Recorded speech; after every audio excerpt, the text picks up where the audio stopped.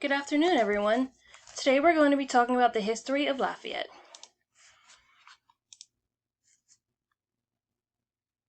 Before European and Acadian settlers occupied what would become Lafayette Parish, it was home to several Native American tribes, such as the Attakapaw, Choctaw, Chitimacha, and Appaloosa. In the mid-1750s and early 1800s, people lived along rivers and bayous. The Atchafalaya River, Mermentau River, and the Vermilion River are a few that I am sure you are all familiar with.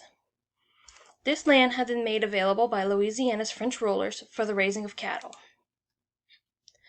At this time, there was a trading outpost located near the Pinhook Bridge that had been used for centuries by the Native Americans.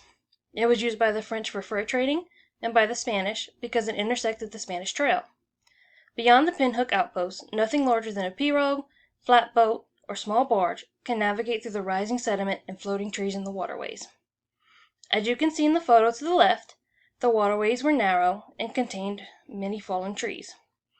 This is a 1925 photo of Vermilion Bayou, north of Pinhook Bridge.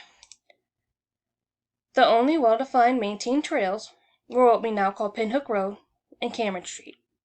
These together comprise what was called the Old Spanish Trail, established by Spaniards as a land route from Santa Fe, New Mexico, to the Spanish settlements in Florida. In 1805, Governor William Claiborne created the counties of the Orleans Territory. This resulted in the creation of Attakapaw Parish, which consisted of present-day St. Mary Parish, Vermilion, Lafayette, and Acadia parishes. By 1820, the population of Attakapaw Parish was over 12,000 people. One of the several large and increasingly affluent families in the area was that of Jean Mouton. Mouton's father was an Acadian exile.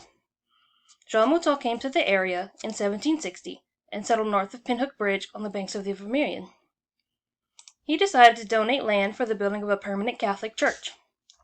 The land he donated for the church is the current site of St. John Cathedral and was 2.5 miles north of the only regular settlement in the area at Pinhook Bridge. The establishment of a permanent church served as a social center for the growing rural community. In the early 1820s, Mouton laid out a cross-grid town. They named this town Vermilionville.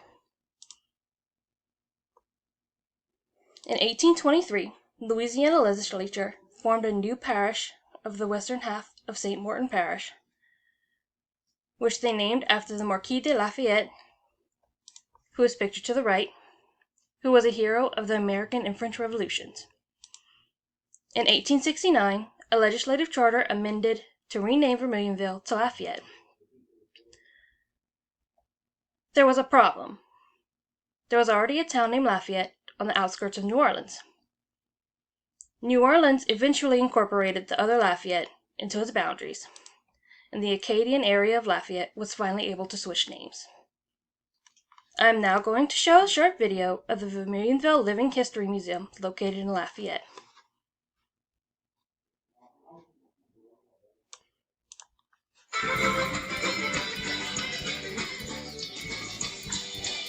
Vermilionville is actually the original name for the city of Lafayette. So that's what we do here at our Cajun Creole Heritage and Folk Life Park, is we show you what life was like back when Lafayette was called Vermilionville. We have many ways we showcase the Cajun and Creole cultures here at Vermilionville. First, we have a historic village that represents the time period 1765, because that's when the Acadians got here, to 1890, which that's a little bit after Vermilionville, the historic city, changed its name to Lafayette. We have 6 original, fully restored historic homes, and of course our heart and soul, our artisans and our different buildings that will play music for you or show you a craft or show you how to spin and weave.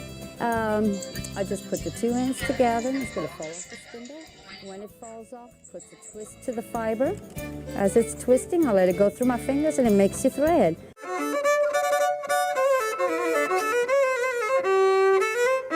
Now we're in the Cuisine de Maman, which is the restaurant that's affiliated with Vermilionville. And in this restaurant, we serve very traditional Cajun cooking. And one of the items that we have in the restaurant that's pretty much served to every guest every day is chicken and sausage gumbo, and that's one of our signature dishes here. Today I'm going to be doing a demonstration on bread pudding, and it's a 100-year-old recipe that I have, so hope everyone enjoys it.